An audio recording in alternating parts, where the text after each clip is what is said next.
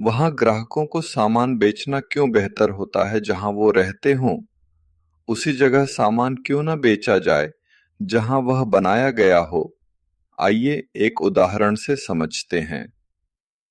आपकी साइज की T shirt आप अपने सबसे पास कहां से खरीद सकते हैं? आपको क्या लगता है, यह टी शर्ट किसने और कहां बनाई?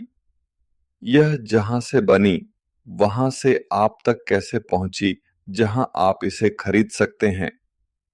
एक उद्यमी के रूप में आप जो कच्चा माल इस्तेमाल करते हैं वह आपको कैसे मिलता है? क्या आप कच्चा माल सीधे खरीदते हैं? आपका कच्चा माल जहां पर बनता है वहां से आपके पास पहुंचाया जाता है। तो यह कैसे मुमकिन है कि जो उत्पाद दूर दराज में बनते हैं वो आपको इतने पास मिल जाते हैं, चाहे कोई उत्पाद कहीं भी बना हो? विक्रेता को उसे ग्राहक तक पहुंचाना जरूरी होता है। इस प्रक्रिया को वितरण डिस्ट्रीब्यूशन कहते हैं। वितरण का मतलब है सामान को दुकानों और अन्य व्यवसायों तक पहुंचाना जो इसे ग्राहकों को बेचते हैं। सामान वितरित करने के कौन कौन से तरीके हो सकते हैं?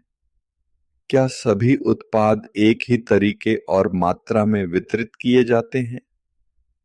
क्या आप वितरण के कुछ और तरीके जानते हैं? जब एक उत्पादक सीधे ग्राहक को सामान पहुंचाता है तो इसे प्रत्यक्ष वितरण डायरेक्ट डिस्ट्रीब्यूशन कहते हैं।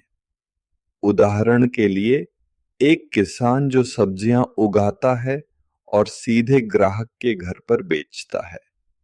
इसके अलावा भी उत्पाद वितरण के कई तरीके होते हैं। आप सामान्य बिचौलिए मिडलमैन के जरिए बेच सकते हैं।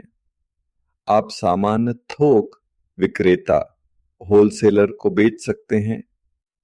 आप अपना उत्पाद ऑनलाइन इंटरनेट के माध्यम से भी बेच सकते हैं। सोचिए कि आपके व्यापार के लिए कौन सा वितरण चैनल सबसे उपयुक्त है। थोक विक्रेता के माध्यम से, खुदरा विक्रेता के माध्यम से, बिचौलिए के माध्यम से, प्रत्यक्ष वितरण, ऑनलाइन वितरण। विकल्प कई हैं, लेकिन सही विकल्प चुनना आपके व्यापार के लिए जरूरी है। जब आप कच्चा माल खरीदते हैं तो आपके लिए कौन सा वितरण तरीका सबसे सुविधाजनक होता है? आप कच्चा माल कैसे प्राप्त करते हैं? क्या वह आपको जरूरी मात्रा में मिल जाता है? क्या उसे पाना आपके लिए सुरक्षित और आसान है? इन सभी बातों पर सोचिए जब आप विभिन्न ग्राहक वर्गों तक पहुंचने के सबसे अच्छे वितरण तरीकों का निर्णय करें। आप अपने उत्पादों का वितरण कैसे करते हैं? क्या आप किसी कमीशन एजेंट या बिचौलिए का इस्तेमाल करते हैं?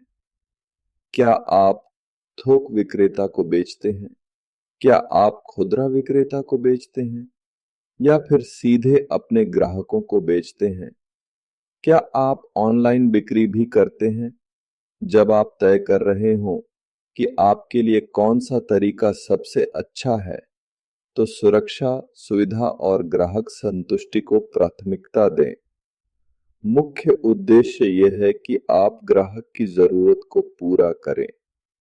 जब आप इस पर ध्यान देंगे तो उम्मीद है कि विश्वसनीय ग्राहक आपके साथ जुड़े रहेंगे और आपका व्यापार बढ़ेगा।